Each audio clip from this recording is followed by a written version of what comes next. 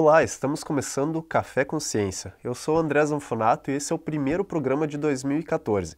E para começar, o nosso convidado é o professor doutor Clodoaldo Antônio de Sá. A gente vai falar um pouco da pesquisa de mestrado que ele está orientando, que é sobre as respostas metabólicas de exercício de força em indivíduos com oclusão vascular. Seja bem-vindo, professor, ao Café Consciência. Obrigado. Então, para a gente começar, conta para a gente o que trata a pesquisa da qual o senhor está orientando. Ela se denomina Respostas Metabólicas e Cardiovasculares ao Exercício de Força com Oclusão Vascular em Indivíduos Hipertensos? Isso mesmo. O nome parece complicado, mas na verdade o que a gente está testando é uma técnica de oclusão vascular, quer dizer, você usa um dispositivo, um cinto, um aparelho de pressão, pode ser no braço ou na perna, e durante a execução de um exercício, seja um exercício de musculação ou uma corrida na esteira, esse dispositivo reduz o fluxo sanguíneo para o músculo. A ideia que se tem é que isso produz um estresse, no bom sentido, né, um estresse muscular, que otimiza bastante a resposta do exercício. Para você ter uma ideia, seria mais ou menos equivalente ao sujeito fazer um exercício de musculação com uma carga muito pequena e ter uma resposta em termos de ganho de força e de adaptações no seu corpo correspondente a você utilizar um exercício com cargas extremamente altas. Então a técnica de oclusão vascular, ela vem sendo estudada principalmente nos últimos 10 anos e aplicada em diferentes situações. Então o que nós estamos fazendo nesse trabalho de mestrado é tentar verificar o quanto a utilização dessa técnica é eficiente quando se trabalha com pessoas com hipertensão. Uhum. Bom, e hoje a gente tem aqui no Brasil 24% da população adulta ela já é hipertensa, segundo alguns dados de alguns censos. O senhor acredita que essa pesquisa de mestrado pode contribuir para que esses dados sejam reduzidos? Na verdade, a hipertensão é uma doença multifatorial, né? Tem fatores genéticos, tem fatores relacionados a estilo de vida, a fatores que você transmite, vamos dizer, culturalmente, como os hábitos alimentares, por exemplo, que requerem processos de intervenção em nível de políticas, né, nacionais ou regionais mais específicas. Mas o propósito desse trabalho é de tratar as pessoas com hipertensão. O nosso propósito é utilizar um exercício simples, que, por exemplo, o paciente possa fazer na unidade de saúde ou até mesmo em casa, né, porque é um exercício que não promove riscos, e que esse exercício a médio e longo prazo produza um efeito positivo sobre a pressão arterial, que se traduziria, no caso desse sujeito, por uma diminuição nos níveis de pressão arterial. Talvez a médio prazo, aí juntamente com a orientação médica, uma readequação no uso de medicamentos. Então, a ideia é que o estudo traga um benefício para as pessoas que têm hipertensão. Aí você vai me perguntar se a gente poderia utilizar isso preventivamente, né, em relação à prevenção de hipertensão. Esse estudo não tem esse propósito porque você precisaria de um estudo de maior prazo. Nós temos hoje dentro do grupo de pesquisa Vita, que eu coordeno, outras pesquisas que estão sendo desenvolvidas sobre essa mesma temática e que com o passar de 1 ou 2 anos vão poder dar para a gente algum retorno em relação a essa resposta. Se ela também tem um efeito em relação à prevenção da hipertensão. Provavelmente, como a gente sabe, todo exercício físico tem um efeito benéfico em relação à pessoa desenvolver hipertensão, ou mais tardiamente, ou não desenvolver. Então, espera-se que esse tipo de intervenção junto com o exercício potencialize esse efeito, né? Então, no sentido da prevenção, que mesmo num espaço aí de uso de 2 ou 3 anos, isso possa ter um efeito positivo em sentido de retardar o aparecimento dessa doença, ou até mesmo impedir, em alguns casos, né, sujeitos que teriam um nível leve de hipertensão. Bom, e em que patamar a pesquisa ela se encontra hoje? Como o senhor disse, ela ainda demora para ter um resultado efetivo, mas vocês já conseguiram alguns resultados preliminares que pode ter surpreendido? Bom, esse trabalho em específico do mestrado, nós estamos, os pacientes hipertensos estão numa fase que a gente chama de tratamento. Eles estão agora, fizeram uma parte toda de avaliação inicial, estão há praticamente 7 ou 8 semanas recebendo esse tratamento, essa intervenção, e vão recebê-la durante 8 a 10 semanas, 2 vezes por semana. Depois desse período nós vamos reavaliar para ver o impacto que isso teve em relação à pressão arterial, mas também em relação a diversos parâmetros sanguíneos, como hormônios, como o perfil lipídico, que estão associados aos quadros hipertensivos. Nós temos resultados de outros estudos que o grupo já desenvolveu, por exemplo, em relação à questão de segurança, né? Porque quando você vai fazer um exercício, imagina eu colocar um aparelho de pressão no braço, exercer uma certa pressão para o sujeito fazer um exercício. Então, nós, antes de fazer esse tipo de pesquisa, nós já tínhamos algumas evidências da literatura da segurança da execução da técnica. E também nós desenvolvemos alguns estudos em laboratório, com outras populações que não população de risco, para avaliar a resposta aguda, ou seja, quando você aplica a técnica, o que acontece com o corpo do sujeito naquele momento ou logo em seguida. E nesse sentido os resultados foram bastante positivos, porque se imaginava que você teria alterações muito severas da pressão arterial, né, quando se fizesse exercício com oclusão, e em tese elas alteram até menos do que quando você faz um esforço sem a oclusão, mas com a carga mais elevada que é o normal de se fazer. Então, esse é um achado positivo no primeiro momento, né? Porque em relação a você fazer, por exemplo, um exercício de musculação com uma carga muito alta para um paciente hipertenso, e fazer o exercício com uma carga baixa associada à oclusão, essa carga baixa associada à oclusão, em princípio, ela tem menos efeito sobre a pressão arterial naquele momento. Então, representaria um risco menor. E esse treinamento você vai dizer assim, mas por que se treinar com tanta carga para uma pessoa, né, hipertensa ou mais idosa? É que para essas pessoas o mais importante em relação ao benefício que ela possa esperar de um exercício de força é de preservar a massa muscular e ganhar força muscular. Porque isso tem um impacto muito significativo na qualidade de vida dos idosos ou das pessoas que estão com hipertensão. Então, para você ganhar força, normalmente você precisa trabalhar com cargas relativamente altas. Então, a técnica, de uma certa forma, evita que você faça a sobreposição a cargas mais altas e apresenta um risco associado menor pelas nossas avaliações iniciais. Ok, então, professor, muito obrigado. A gente vai fazer uma pausa agora, vamos para o intervalo e a gente volta logo. Fique com a gente.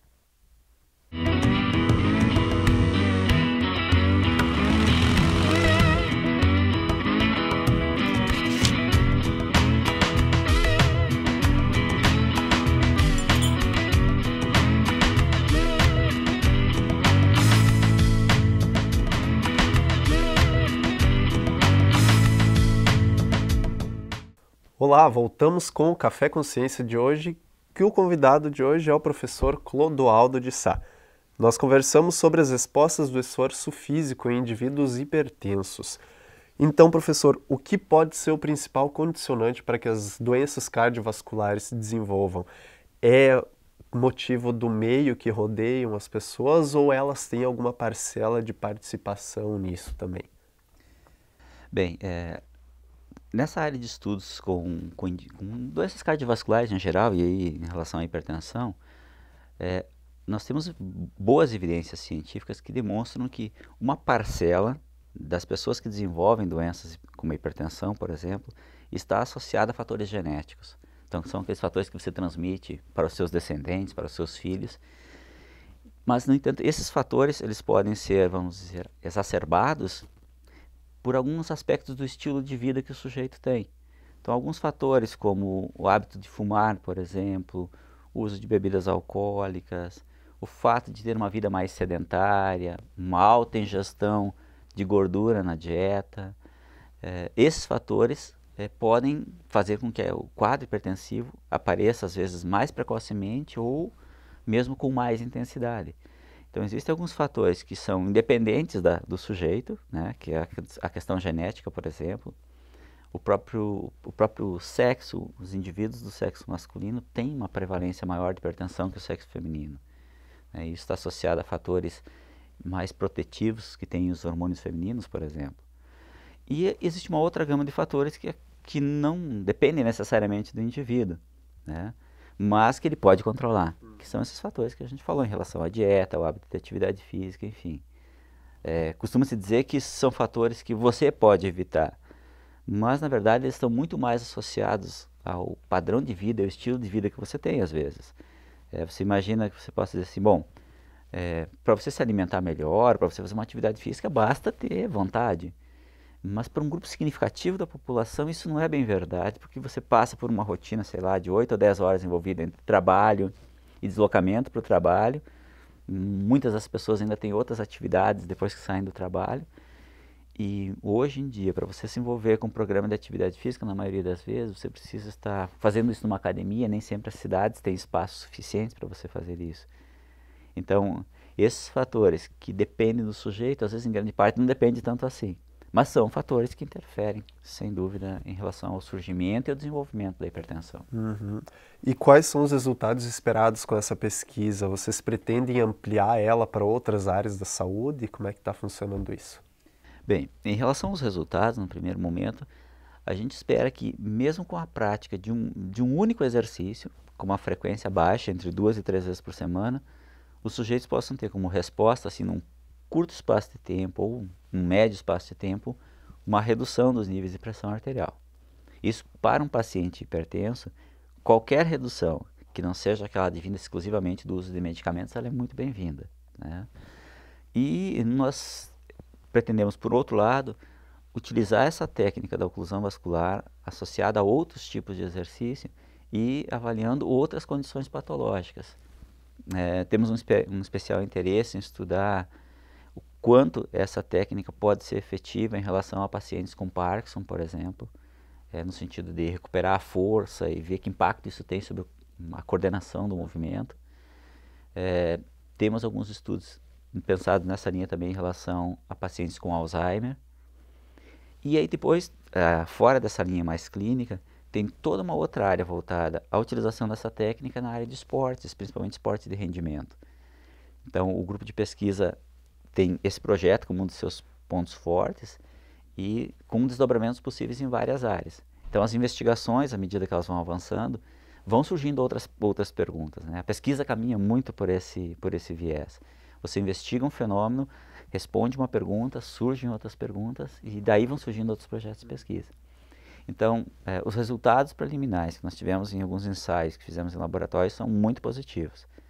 E, além desse estudo que envolve seres humanos, a gente tem uma outra ideia de estudo que são mais na área de pesquisa básica. Então, aí envolvendo estudos com modelos em animais, que aí você pode usar alguns processos de intervenção que normalmente não se usam em seres humanos, mas que são vitais para o desenvolvimento da pesquisa, né, aplicada às populações. E a linha de pesquisa que o senhor está participando, que é Saúde, Sociedade e Ambiente, ela tem a finalidade de trabalhar a capacidade dos indivíduos em determinadas situações de risco à saúde, né? Quais são as situações e como essa reação funciona nos indivíduos? Na verdade, a linha Saúde, Sociedade e Ambiente, ela estuda os determinantes e condicionantes de saúde, né, em várias situações. Você pode, por exemplo, nós temos estudos nessa linha de pesquisa que outros colegas do programa estão desenvolvendo, que estudam o processo de envelhecimento no meio rural e urbano. Então, o mote dessas pesquisas está envolvido em identificar fatores que são diferentes em indivíduos que moram no meio rural e no meio urbano e que têm um impacto, por exemplo, na qualidade de vida das pessoas. Então, por um lado, você identifica fatores que afetam positivo ou negativamente a qualidade de vida, e a partir disso você pode pensar em processos de intervenção, em como agir, né? Tanto no sentido nas populações do meio rural quanto urbano, e pensar em processos de intervenção. E um outro aspecto é você estudar o quanto que essa condição, né, de vida afeta a capacidade cognitiva, que envolve a capacidade de raciocínio, de memória. Então, com o passar dos anos, você ter uma vida, viver num centro urbano, viver num centro rural, com diferentes fatores intervenientes, o quanto que isso afeta positivo ou negativamente sua capacidade cognitiva. De fato, o que se quer com isso é entender que impactos têm os ambientes onde as pessoas vivem e o que elas fazem nesses ambientes sobre a sua saúde e sua qualidade de vida. Então, há outros estudos também nessa linha de pesquisa, envolvendo outras temáticas, como a saúde do trabalhador, por exemplo, e com foco sempre em identificar fatores que podem afetar positivamente ou negativamente, e a partir dessa identificação você tem a possibilidade de estabelecer estratégias de intervir, né? Aí pensando em atividades de extensão da própria universidade, ou políticas de intervenção em nível municipal, quem sabe até políticas nacionais de intervenção. Ok, então, muito obrigado, professor, pela participação no Café Consciência. Nosso programa fica aqui, mas você pode conferir ele também no site da UNO Chapecó, unochapecó.edu.br/UNOWebTV. Até o próximo programa.